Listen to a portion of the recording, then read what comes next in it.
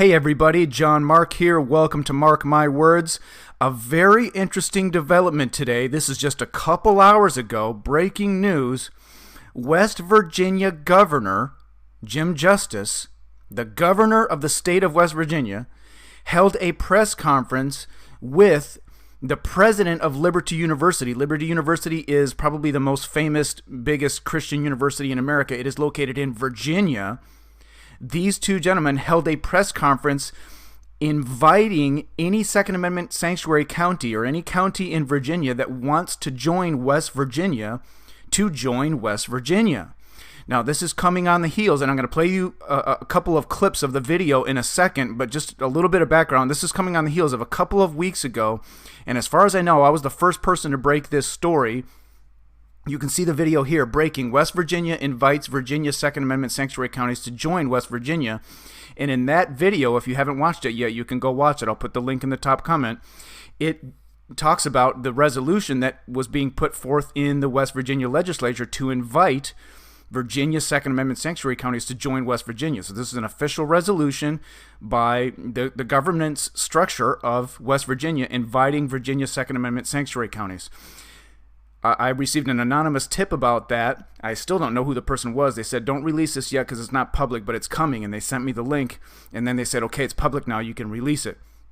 And you're going to hear in a moment that Jerry Falwell's son actually heard about that resolution. I don't know if he heard it from my video or if it started to spread after that. I noticed that it started spreading after I released the video, but he heard about it, told his dad about it, and now they're having a joint press conference. So before I play the clip, one other thing I want you to know is that these two, if you watch the whole video, it's very clear that they're absolutely in lockstep with each other. For example, at one point, Jerry Falwell Jr. says, the Governor Justice is having me read this word for word. So what Jerry Falwell is saying has been vetted by the governor of West Virginia, and they're in lockstep, and they spend a good amount of the video talking about how they know each other and their families know each other going way back. And other parts of the video I won't play for you here also talk about, they go into the history of how Virginia has actually split a couple of times. One time into Virginia and West Virginia, and then I think it was West Virginia split and became Kentucky and West Virginia. So you'll hear them talk here. What they're saying is quite amazing, folks. This is a fulfillment, a continued fulfillment of something I've been predicting for months, for over a year since I started my YouTube channel, which is you're going to start to hear more and more people talking about and demanding and encouraging separation and secession movements in America. So you've got basically the biggest conservative voice in Virginia, probably, Jerry Falwell Jr., and the governor of West Virginia inviting these Virginia Second Amendment sanctuary counties to come join West Virginia. It's quite an amazing thing. I'll have a little bit of commentary afterwards, but let me play the video for you briefly here. There has been at least some questions come up from the standpoint of resolutions from within our legislature. The great Senator Charlie Trump, a great delegate, so many people have come up with resolutions that have basically said, if you're not happy where you're at, come on down. Now, let me interrupt briefly. I want to make sure to mention, from what I understand, this resolution in the West Virginia legislature to invite these Virginia counties has passed. So I want to check on that, but from what I understand, that has already passed. That's what he's referring to here. I would say exactly just that. If you're not truly happy where you are, we stand with open arms to take you from Virginia or anywhere you may be. We stand strongly behind the Second Amendment, and we stand strongly for the unborn. Now, as I go to the next clip here, why would the governor of West Virginia think this is a good idea? Well, obviously he's a conservative, but also if you think about it, if Virginia counties join West Virginia, there would be an increase in the tax base in West Virginia. So he spends some of the video talking about all the great things that are happening in West Virginia and kind of selling West Virginia, saying there's a lot of great things going on here.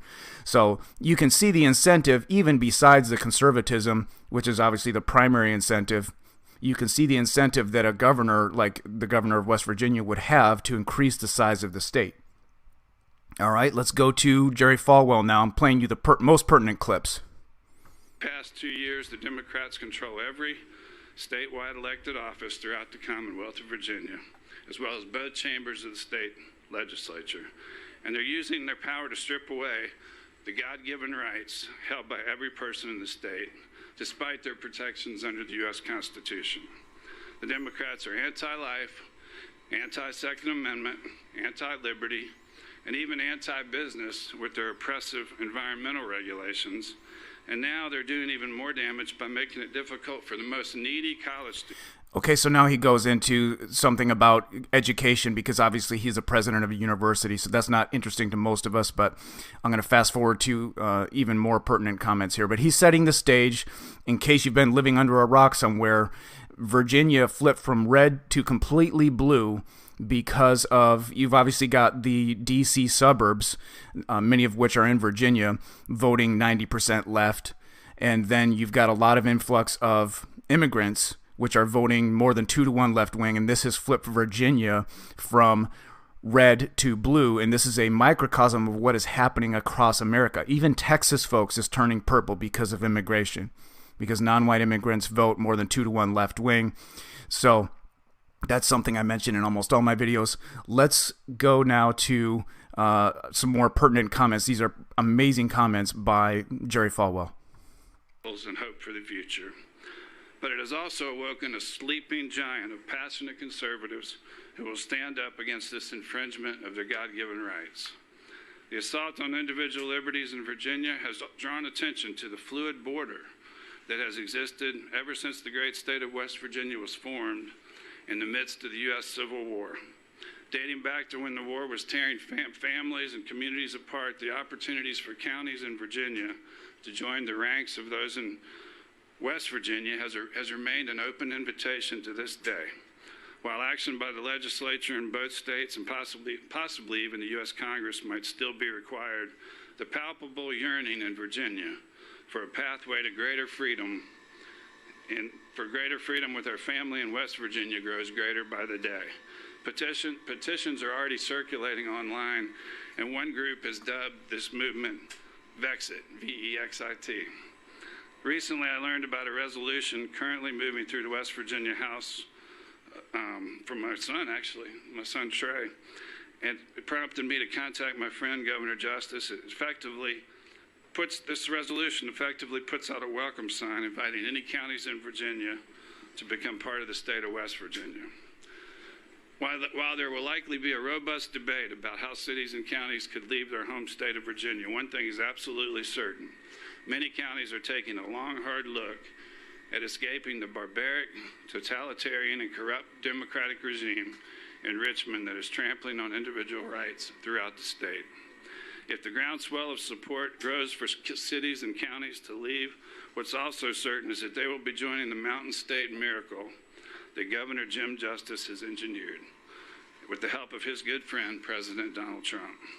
That's why, while I will be campaigning for my good friends President Trump and Governor Justice this election year, I will also be supporting any efforts to let the people decide the question of Virginia counties joining the state of West Virginia. The threat from the radical left is real and spreading across our country and tearing our national family apart at the seams. But we have a rare opportunity to make history in our time. By pushing back against tyranny in Washington and Richmond, Virginia has divided peacefully twice in the past. To create the Commonwealth of Kentucky in 1792 and the state of West Virginia in 1863. I hope history will also record one day how Virginia divided once again in our decade, because the interests of those in Richmond were so divergent from those of us to the west, just as they were with Kentucky and West Virginia. We need a state government that is not elected by federal workers in the suburbs of Washington, D.C., as is the case now in Virginia, that will protect our God-given rights to life, liberty, and the pursuit of happiness. And I believe West Virginia will do precisely that. Thank you. Folks, this is amazing. You have the biggest conservative voice in Virginia, Jerry Falwell Jr., and the biggest conservative voice in West Virginia, the governor of West Virginia, together calling for Virginia Second Amendment sanctuary counties to join West Virginia. They're referencing history where this has happened before, and you heard Jerry Falwell say it straight out. I hope this happens again. Do you realize what you just saw, folks? You saw the two biggest conservative voices in those two states calling openly for secession. Now, the last thing I'll say here before I let you go with this amazing news is, let me go back here to my YouTube channel. You heard Jerry Falwell talk about, well, there's going to be robust debate around this about how it could happen. He's acknowledging that there's massive demand for this to happen. And he says there's going to be robust debate about how this could happen. And again, there's probably rules around this that are already set up. It's probably legal to do, but maybe the Virginia legislature has to approve it, or maybe Washington has to approve it, something like this. The simple point I want to make, and you will understand this point if you watch this video of mine right here, Leftists and Globalists Triggered by Richmond's Second Amendment Rally. Simple point I want to make is, if these Virginia Second Amendment counties run into a lot of red tape that stops them from doing this according to the rules that are already set up, they could basically make their own rules and say, you know what, we don't care what the rules are, we're joining West Virginia because we can and because you can't stop us. And all they have to do is call the same 30,000 of us, whatever the number was, that showed up to the Richmond Second Amendment rally. If you want to watch some footage of it, you can watch these two videos here that I have. And it'll give you a sense of what it was like to be surrounded by tens of thousands of heavily armed Second Amendment supporters. And I highly encourage you to watch it because it's it's hard to describe unless you just kind of walk around with me as I take video.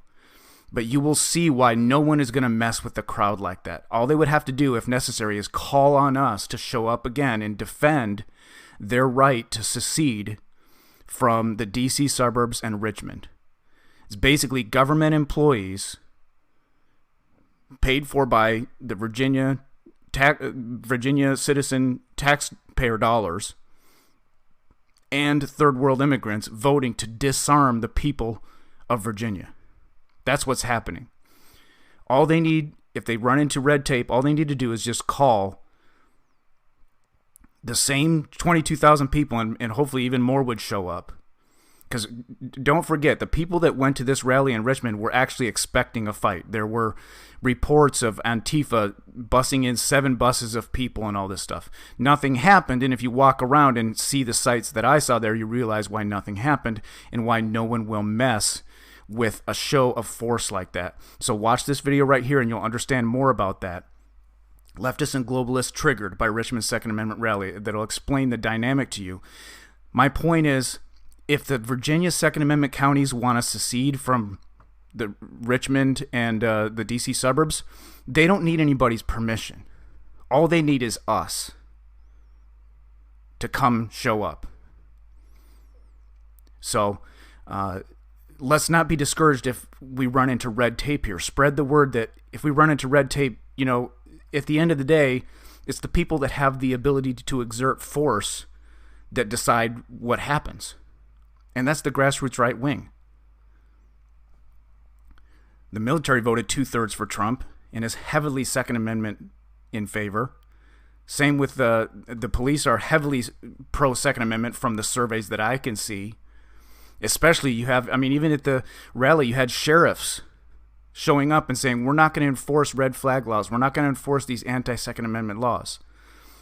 So even if the police and the military didn't side with Second Amendment supporters, what are they going to do? Are they going to show up and start shooting into a crowd like this and start a shooting war and start an open civil war? Is that what they're going to do? They're not going to do that.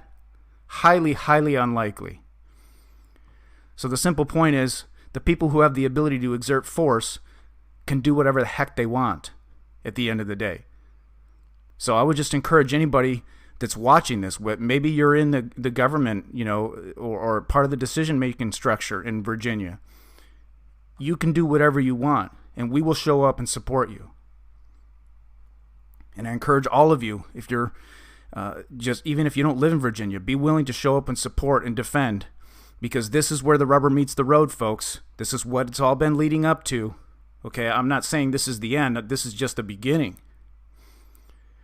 But this is amazing, amazing news. The two biggest conservative voices in West Virginia and in Virginia joining together for a press conference to say, we support the Virginia Second Amendment sanctuary counties joining West Virginia. Amazing, amazing news.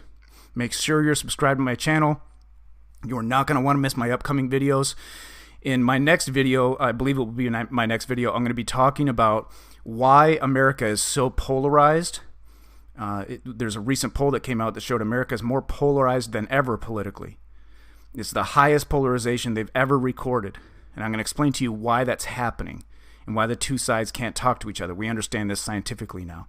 That's just one video I've got coming up. And then I'm also thinking about starting a new news channel. So I'll be talking about that a little bit. I think that could be a powerful way to just bring in people. And if you have not learned about propertarianism yet, you need to. I'll put a couple of links in the top comment for you to click on. If you're a grassroots right-winger, you need to learn about propertarianism, because it is the ultimate answer to what our enemies are doing. Love you all. Till next time.